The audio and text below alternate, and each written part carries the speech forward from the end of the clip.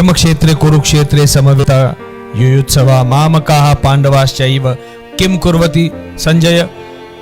ये धर्म क्षेत्र वो मान गए, ये कुरुक्षेत्र जो है वो धर्म क्षेत्र है, क्योंकि ये जो लड़ाई हो गई अधिकारों की हो गई, जहां मेरे भी पुत्र हैं और पंडु के भी पुत्र हैं, और प्रत्येक का एक स्वभाव है। यहां पर दुर्योधन भी है, दुशासन भी है, विकर्ण भी है, शकुनी भी है और 5 पांडव भी हैं। नमस्कार। इस व्यासपीठ पर उपस्थित श्रद्धांत भैया, मदन मोहन जी, तिवारी जी, मिश्रा जी, नीलोत्पल मृणाल जी, आप सबको भी नमस्कार। सामने उपस्थित सारे अध्यापक गण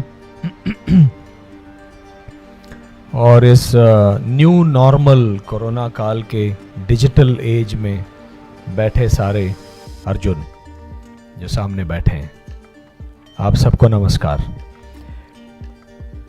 मैंने जानबूझकर इस मंच को व्यासपीठ कहा क्योंकि ये शिक्षा का संस्थान है और हम महर्षि वेद व्यास को एक पूर्ण ऋषि एवं महर्षि मानते हैं।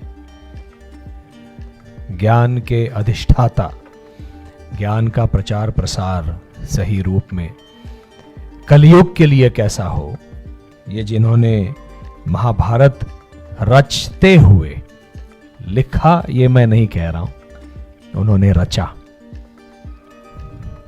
साक्षी थे उसके। और महाभारत वो कथा है जो कलयुग के लिए सर्वाधिक उपयुक्त कथा है। हम में से प्रत्येक के जीवन में कोई ना कोई दुर्योधन है, कोई ना कोई शकुनी है, घरों घरों में भाई साहब ने ऐसे कर दिया है कोई, और पांचाली की खोज है सबको।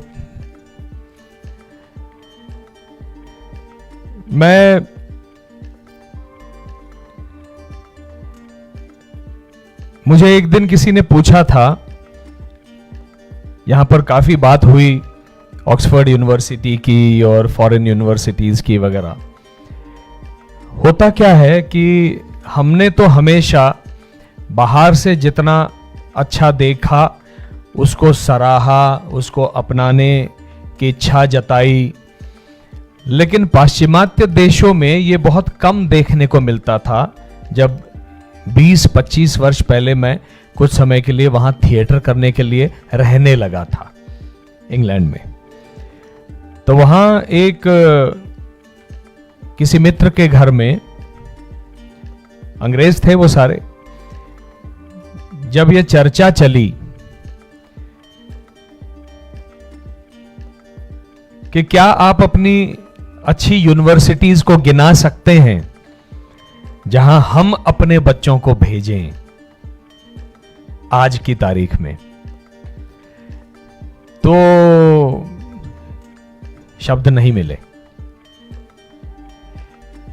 नाम केवल वही आए, विक्रमशिला यूनिवर्सिटी, नालंदा, तक्षशिला, जहां पर पूरे विश्व से लोग आकर वहां पढ़ाई करते थे, चिंतन करते थे।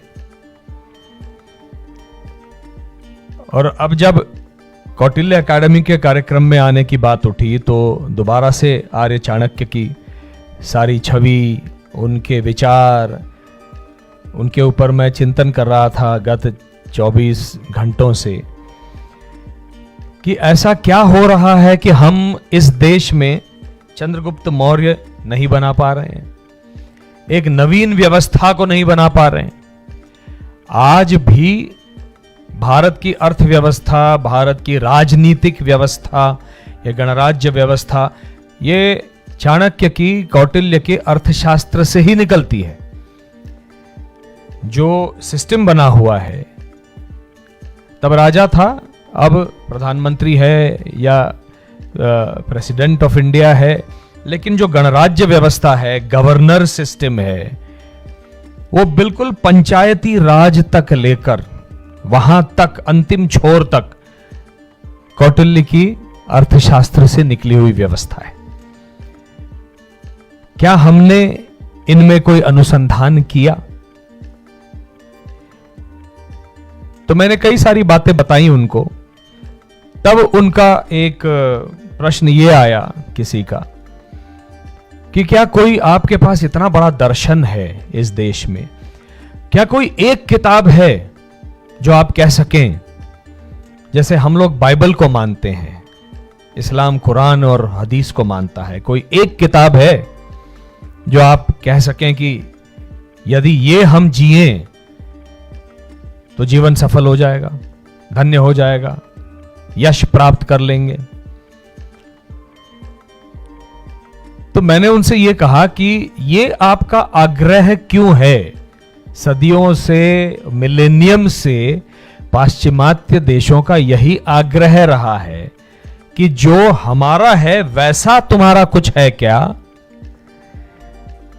और सदियों से आपके लोग दर्शन ढूंढने के लिए मेरे ही देश में आते थे, क्योंकि जो मेरा है वो सीखकर आपका बना है।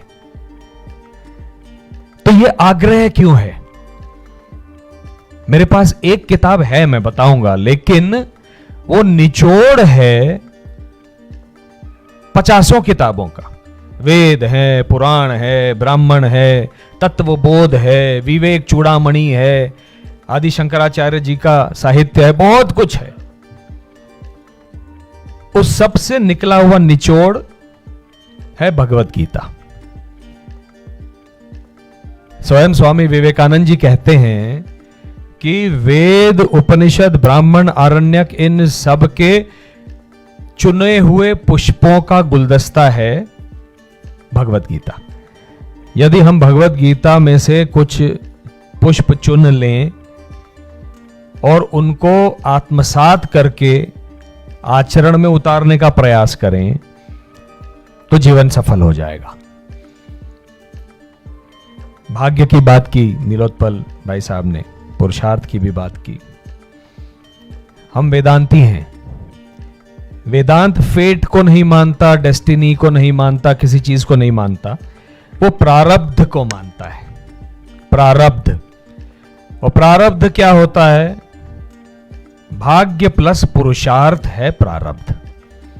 भाग्य में आपके बहुत कुछ लिखा होगा, लेकिन यदि आपने पुरुषार्थ नहीं किया तो वो भाग्य फलित नहीं होता। और जब वो भाग्य फलित हो जाता है तो उसी को प्रारब्ध हम कहते हैं। इसलिए बात सही है कि आज आप सब स्टूडेंट्स जो हैं, आज एक स्वप्न लेकर पढ़ाई कर रहे हैं। आपको ऐसा लग रहा है कि मेरे भाग्य में यूपीएससी, एमपीएससी, एमपीपीएससी सब कुछ है, मैं बड़ा अधिकारी, प्रशासक बनना चाहता हूं, सब कुछ है। अवश्य पुरुषार्थ कीजिए। पुरुषार्थ के बगैर कुछ नहीं प्राप्त होता। पुरुषार्थ अवश्य कीजिए, लेकिन यदि आपका नंबर नहीं आया, एक बार, 2 बार, 3 बार, जितना आपको अवसर सरकार देती है, सोचना बड़ा आवश्यक है कि यह मेरा नंबर क्यों नहीं आ रहा है, क्योंकि मेरा प्रारब्ध यहां नहीं है। पुरुषार्थ मुझे कहीं और करना है। यह मेरे साथ हुआ, इसलिए कह रहा हूं। मेरे भी मन में आया था जब मैंने 12वीं कक्षा पास की थी कि मुझे पशु चिकित्सक बनना है। मैंने शिक्षा भी प्राप्त की, पशु चिकित्सक बना, कुछ समय के लिए काम भी किया, लेकिन आनंद नहीं आ रहा था। अंदर से आनंद नहीं आ रहा था। जितना काम कर रहा था आनंद आ रहा था, लेकिन ऐसा एक क्षेत्र की यहां मैं आजीवन सेवा देता रहूं, ऐसा मुझे नहीं लगा। और जब तक आप ऐसा क्षेत्र नहीं चुनेंगे, उसका चयन नहीं करेंगे, तब तक आप उसमें, आपको रस नहीं आएगा जीवन का। तो मैंने जो कला का क्षेत्र है वो चुना और अब उसका आनंद ले रहा हूं, उसके माध्यम से लोगों से बात कर रहा हूं। भाई साहब ने बात कही थी मर्म की, कि मर्म होता है, हर चीज का एक मर्म होता है। वैसे मैं सोच रहा था कि मानवीय संबंधों का मर्म क्या है, क्योंकि हमारा समाज इससे थोड़ा थोड़ा दूर जाता दिखाई दे रहा है, इसलिए संबंध टूट रहे हैं। पहले जमाने में संबंध जितने दृढ़ हुआ करते थे उतने आज दृढ़ नहीं दिखाई दे रहे हैं। और मैं केवल इंडिया की बात नहीं कर रहा हूं, भारत की भी बात कर रहा हूं। भारत में भी संबंध शिथिल होते दिखाई दे रहे हैं, क्योंकि संबंधों का मर्म है विश्वास और प्रेम। जहां वो कम पड़ जाता है संबंध शिथिल पड़ जाते हैं। उसी प्रकार से यदि आपको यूपीएससी में जाना है, प्रशासक बनना है, एमपीपीएससी में जाना है, जो भी आपका कर्म वहां पे करना है, इस सब का मर्म क्या है इसको समझिए और उस मर्म को कभी मत भूलिए। इन सब का मर्म मेरी दृष्टि से है सेवा। इसलिए इन सब प्रशासकों को पब्लिक सर्वेंट कहा जाता है।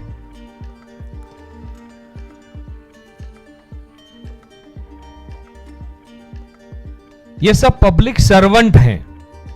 जिस प्रकार से राजनीति के जितने लोग हैं वो पब्लिक रिप्रेजेंटेटिव और पब्लिक सर्वेंट हैं, सारे ब्यूरोक्रेट्स भी पब्लिक सर्वेंट हैं।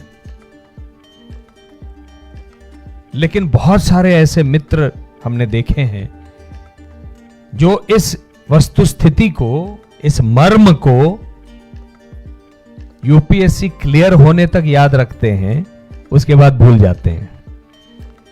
क्योंकि वो जो पावर मिल जाती है प्रशासक की, वो आपको भंवर में डाल देती है और आप धीरे धीरे धीरे सेवा को भूलते जाते हो। इसलिए इस मर्म को कभी मत भूलिए। और यदि आपको ऐसा लगता है कि यहां नहीं चुन पाया तो कुछ और ढूंढिए। मैंने जितना जीवन देखा है या सीखा है जीवन से, वो मेरे पाठ्यक्रम से नहीं सीखा है। पाठ्यक्रम एक फॉर्मेटेड एजुकेशन है कि मैं इसको पास कैसे करूं, एक बेसिस है। जीवन की शिक्षा जीवन के स्कूल में मिलती है। ऐसा कोई स्कूल मैं नहीं जानता वो पूरे जीवन की शिक्षा आपको एक पाठ्यक्रम में दे दे। और जीवन एक ऐसी पगडंडी है, एक ऐसा पथ है जहां पर गुलाब की पंखुड़ियां ही नहीं मिलती, हमेशा कांटे भी मिलते हैं और वो कांटे आवश्यक हैं। वो इसलिए आवश्यक है, जब दर्द होता है तो मनुष्य सोचता है। भाई साहब ने कहा ना, भगवान के विषय में भी उन्होंने कहा, हम मूर्ति पूजक हैं लेकिन हम वेदांती जो हैं वो सगुण साकार से निर्गुण निराकार तक जाते हैं। भगवान हमारे लिए सगुण भी है, निर्गुण भी है, निराकार भी है। और हम तो मानते हैं अहम ब्रह्मास्मि। तो भगवान स्वयं आपके भीतर है। उसको जानना, परखना, उस भगवान की कौन सी कला आप में है अधिक मात्रा में, उसको पहचानना और उस कार्य क्षेत्र में रत हो जाना, यह एक जीवन की कला है। और उसके लिए मर्म जानना बहुत आवश्यक है। मुझे गीता का हमेशा लोग पूछते हैं कि कौन सा श्लोक आपको सबसे अधिक पसंद है। तो ऐसा कहना बहुत मुश्किल है। जब मेरे जीवन में उतार चढ़ाव आए, तो चढ़ाव आए तो कोई नहीं सोचता, उतार आए तो गुरुओं के पास भागते हैं। तो मैं भी तब जवान था, मैं अपने गुरु के पास भागा। गुरुजी ने कहा कि क्या चाहिए, समाधान चाहिए। तो अब तक तो तुमने डायलॉग बोले हैं कृष्ण के, अब उनकी गीता को जीना सीखो। ये कुछ 25 वर्ष पहले हुआ और तब से मेरी आंखें खुल गईं। जीवन में जो घटित हो रहा है उसमें ही पूरा ज्ञान है, उसमें ही मर्म है जीवन का। भाई साहब ने इसीलिए जब कहा ना, वो शिक्षा संस्थान गांव-गांव में क्या स्थिति है, मैं जब जमशेदपुर से सांसद था वो चित्र मेरे सामने आ गया। आदिवासी वनवासी क्षेत्र का सारा चित्र जब मैं घूम रहा था अपने संसदीय क्षेत्र में, 4 दीवारें हैं, ऊपर छत नहीं है। भैया ये क्या है? ये पाठशाला है। दूसरे गांव में जाओ, 4 दीवारें हैं, छत है, अंदर बैठने की जगह नहीं है।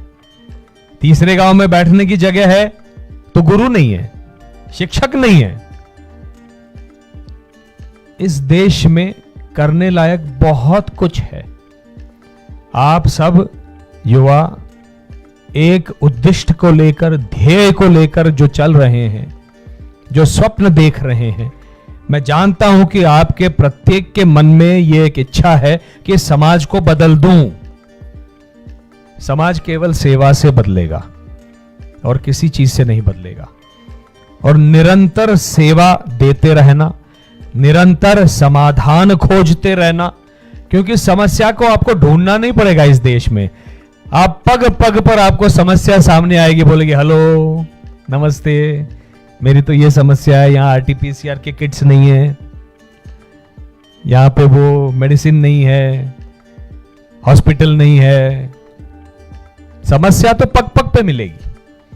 इसलिए आज भी कई सारे जो इंटर्नशिप करने वाले डॉक्टर्स होते हैं ना विदेशों के, वो कुछ समय के लिए इंटर्नशिप करने भारत आते हैं। इसलिए क्योंकि यहां पर एक ही जगह पे उनको बहुत सारी समस्याएं हेल्थ की दिखाई देती हैं, और इतना अनुभव उनको वहां पे पाश्चिमात्य देशों में नहीं मिलता।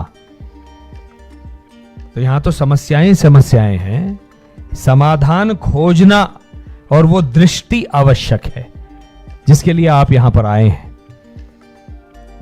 इसलिए जब धृतराष्ट्र पहले ही श्लोक में कहते हैं ना, धर्म क्षेत्रे कुरुक्षेत्रे समवेता युयुत्सवा मामकाः पांडवाश्चैव किम कुर्वति संजय, ये धर्म क्षेत्र वो मान गए, ये कुरुक्षेत्र जो है वो धर्म क्षेत्र है, क्योंकि ये जो लड़ाई हो गई अधिकारों की हो गई, जहां मेरे भी पुत्र हैं और पंडु के भी पुत्र हैं, और प्रत्येक का एक स्वभाव है। यहां पर दुर्योधन भी है, दुशासन भी है, विकर्ण भी है, शकुनी भी है और 5 पांडव भी हैं। यह समाज का रूप है। आज भी लवकुश भी हैं, आपको भी मैं धन्यवाद अदा करना चाहूंगा। तो इस समाज में कैसे जिया जाए, क्या कर रहे हैं ये लोग, ये जो शुरुआत है और एक अंतिम श्लोक है, उसके बीच में गीता है। अंतिम श्लोक है, यत्र योगेश्वर कृष्णो यत्र पार्थो धनुर्धर तत्र श्रीर विजयो भूति ध्रुवा नीतिर मतिर्मम। जहां जहां योगेश्वर कृष्ण है, योगेश्वर कृष्ण क्या है? मार्गदर्शक हैं, पथ प्रदर्शक हैं। वो आंखों में अंजन डाल देंगे, आंखें जलेंगी, क्योंकि ऐसा गुरु आपको वो संतुष्ट करने के लिए नहीं बैठा है, वो आपकी आंखों में अंजन, एक नई दृष्टि देने के लिए बैठा हुआ है। जहां ऐसा गुरु हो और जहां यत्र पार्थो धनुर्धर, जो धनुर्धर है उसमें सारी विद्या है, लेकिन वो समर्पण भाव से युद्ध खेल रहा है। यह समर्पण भाव बहुत आवश्यक है जीवन में, जिसको मैं सेवा भाव कहता हूं। जब तक समर्पण नहीं आता यहां हृदय में, महात्मा गांधी जी की नैतिकता हृदय में जो भाई साहब ने बोली, वो वही है। जब तक वो समर्पण हृदय में नहीं है, सेवा जन्म नहीं लेती। जब तक अहंकार है मन में और हृदय में, चित्त में, सेवा जन्म नहीं लेती। इसलिए ये आपका और ऐसा जब मिलन होता है कृष्ण और अर्जुन का, तब जाकर जो विजय प्राप्त होती है वो ध्रुव अटल होती है, ध्रुव होती है और निरंतर निश्चित काल तक रहती है। इसलिए यदि अपने जीवन में कुछ कर दिखाना है, कर जाना है, जिसके कारण जीवन के अंत में हमको एक जन्म साफल्य का एक एहसास हो, अनुभूति हो कि हाँ, मैंने जन्म मुझे दिया था भगवान ने, या मैंने लिया था और वो जन्म मैंने सफल करके दिखाया।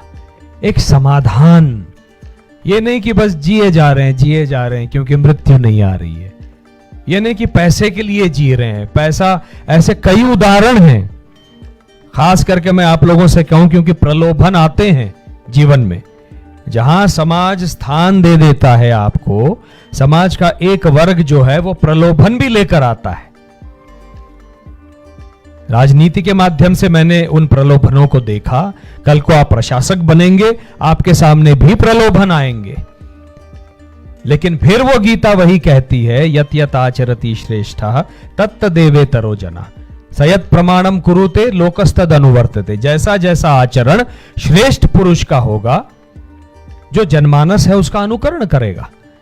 और मैं तो कहता हूं ऐसे ऐसे लोग पिछले 20, 25, 30 वर्षों में हम लोगों ने टेलीविजन मीडिया में इतने भ्रष्टाचारी लोगों को देखा है। उनमें से कई लोगों को मैं जानता हूं और उनके घर में जो धांधली है उसको भी जानता हूं।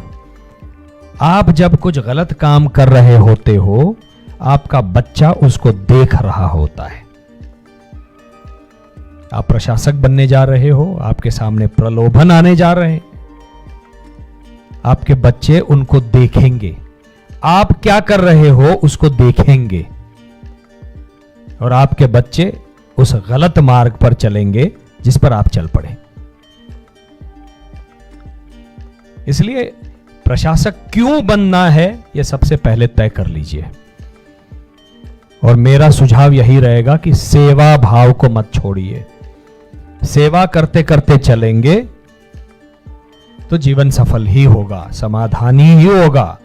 आपकी आत्मा अंत में समाधान प्राप्त करेगी, संतोष प्राप्त करेगी कि मैंने कुछ किया।